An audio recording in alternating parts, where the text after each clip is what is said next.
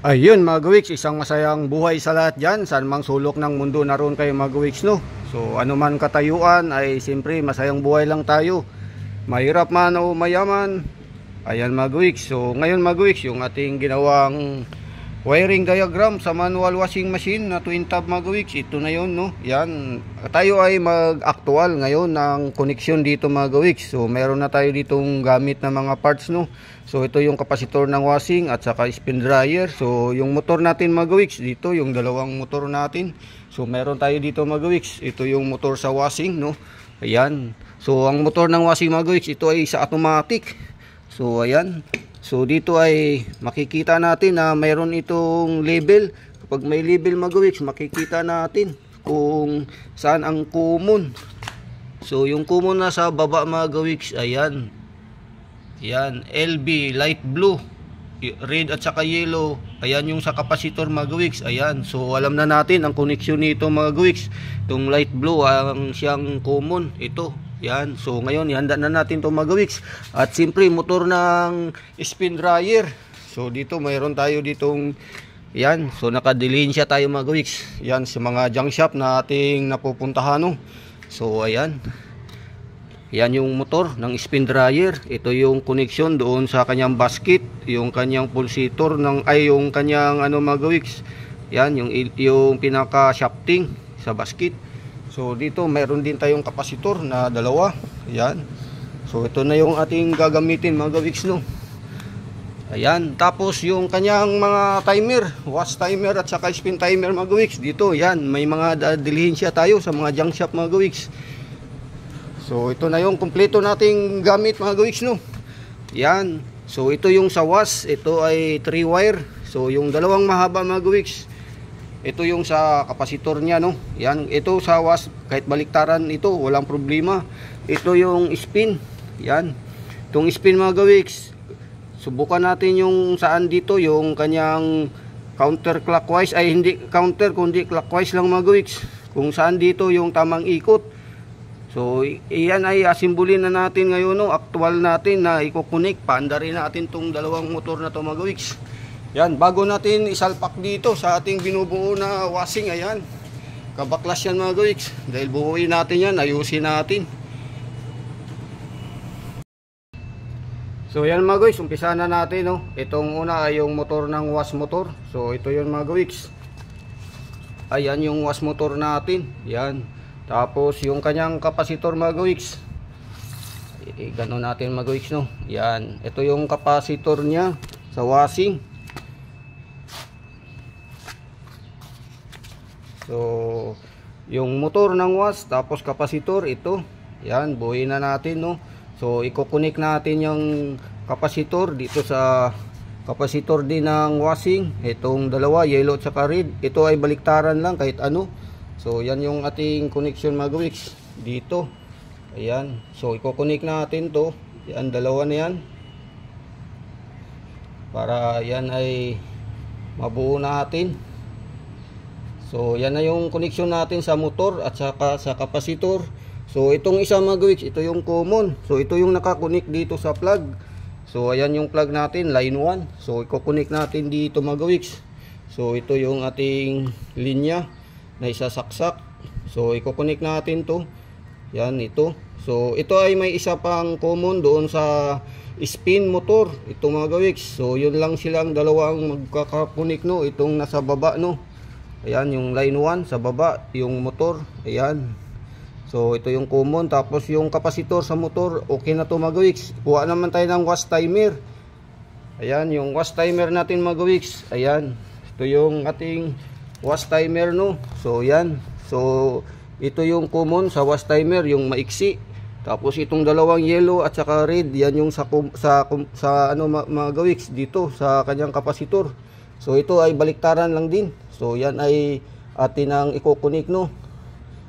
So yan dito sa kapasitor.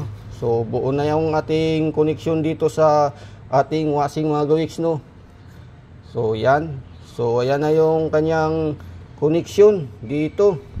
Yan, buo na yung sa kapasitor at saka sa motor. Tapos itong isa mga gawiks, sa line 2, dito yan sa Yan, dito sa isang maiksi na common sa kanyang wash timer. So ikukunik natin yan mga gawiks. So dito, ayan, kukunik natin. So yan mga gawiks, pag isinaksak natin to, gagana tong ating washing. Yan, gagana na yan mga gawiks. Pag sinaksak natin tong plug sa kuryente at pinihit natin yon, gagana na yan. Pero mamaya na, kasi lagyan pa natin ng electrical tape yan at idudugtong natin yung spin motor mga gawiks. So ngayon ito yung ating spin motor. Yan. So dito ay walang label na ating makitang may common siya na yung ating matandaan para sa kanyang kapasitor o kaya sa line, no, sa line 1. So ito tinandaan ko na mga gawiks. Ito yung green, yan yung common. Ikukunik natin dito sa baba. Yan. Yung sa baba mga gawiks, ito yung kulay blue. Itong kulay blue na to mga gawiks. Yan, itong kulay blue, ito yun. Yan dito. So ikunik natin yung green. Ito yung green mga gawiks. So ito yung kanyang connection sa common sa baba mga gawiks. Ito. Yan, kukunik natin diyan. Yan. So ating ikunik to ngayon mga gawiks. Yan. Itong green. So ito yung common niya mga gawiks. So common yan, ang common din sa wash motor. Connection. Yan. Tapos itong kanyang mga gawiks, kapasitor, makikita natin tong dalawa na to. I-connect natin to sa kapasitor ng spin. Ito yung kapasitor ng spin mga gawiks. So i-connect natin yan dito. Yan. So mabuo na natin to ngayon. Ayan. So dito ay actual to na wiring mga gawiks para mapaandar natin tong dalawang motor na to, no. Yan. So lagyan lang natin tong electrical tape mamaya mga gawiks pagkatapos natin connection sa ating ginawang actual wiring sa twin tub. So ayan na mga gawiks. So ang kulang niyan itong spin timer natin. So ito yung spin timer natin mga gawiks. Ayan. So ito ay mamaya natin i-connect yung kanyang isang wire dito para sa kanyang pag-ikot ng kanan o kaliwa. So dito yun mga gawiks, yung isang wire, no, kukunik natin dito. Yan, mamaya mga gawiks kukunik natin yan.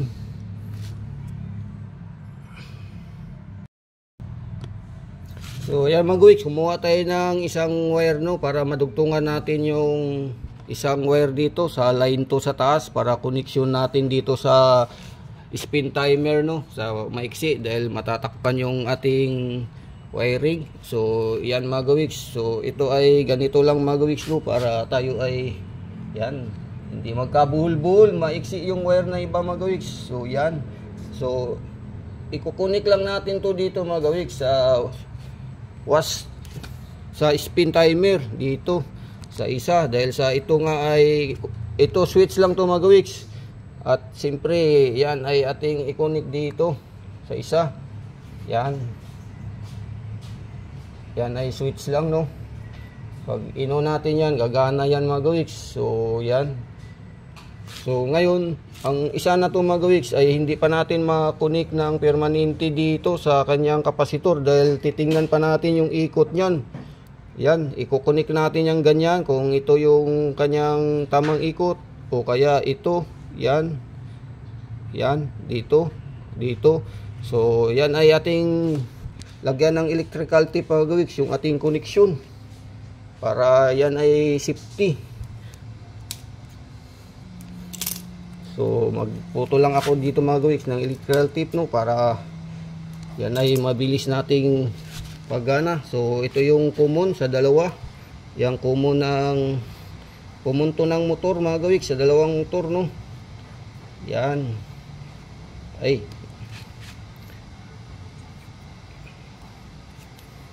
So common ng motor dalawa ay ating lagyan ng balot. Yan, paganahin natin yan mamaya mga gawiks. Pagkatapos natin ito isaksak natin. Yan. Yung So ngayon dito na lang sa kapasitor ng ano mamaya. Yan. So dito sa line 2, ito yung line 2 mga gawiks sa taas, no. Ito yung taas. So ito yung doon sa timer ng spin. So yan. Ito, saka dito sa wash timer. So yan ay i-connect natin ngayon dito mga gawiks. Lagyan natin ng electrical tip dahil para safety. So yan na mga gawiks. So okay na yan, nabuo na natin, no. Yan yung ating connection na actual. So papaganahin natin ngayon yan mga gawiks. Pero siyempre lagyan natin to ng ano mga gawiks. So ipatong natin yung motor. Yan. So ngayon kuha tayo mga gawiks ng saksakan. So ayan na mga gawiks, no, sinaksak na natin. Ayan yung connection natin mga gawiks. So pagganahin muna natin yung wash motor. Yan. So siyempre on natin mga gawiks yung kanyang wash timer. So hawakan ko lang to, baka yan ay tatalsik. So yan. Ayun na mga gawiks. So gumana na yung ating wash motor, reverse forward. Ayan. So yan. So yan yung connection natin mga gawiks sa ating ginawang actual na wiring sa twin tub washing machine. Gumana na. So yan. So reverse forward mga gawiks, okay na yan. So ngayon yung kanyang spin motor, yun ang pagganahin natin gamit yung isang wire. Iko-connect natin kung saan ang pwede, kasi dalawa yan. So alright na mga gawiks, bubunutin natin dahil mag-connect tayo doon sa wire ng spin motor. So dito sa spin motor mga gawiks, dito sa kapasitor, ito yung sinasabi ko na kung saan dito sa dalawang wire sa kapasitor, kung saan dito yung tamang ikot. Ito yung kukunik natin mga gawiks, ganyan o kaya dito.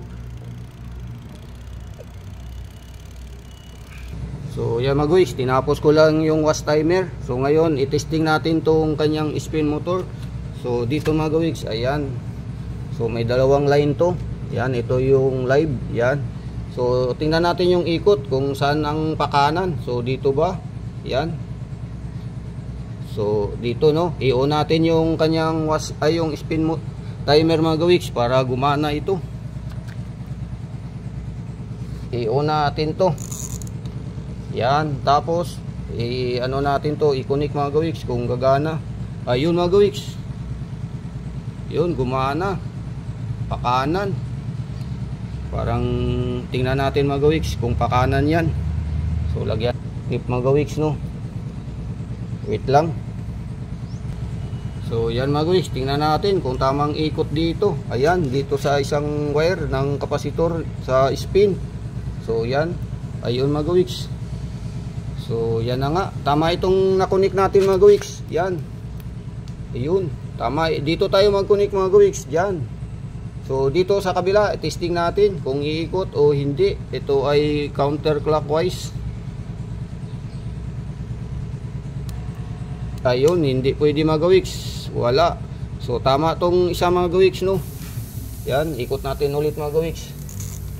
Yan, so tama ang ikot natin diyan. So connect natin. Ayan. So dito mga gawiks ang tamang ikot. Ayan, ang tama.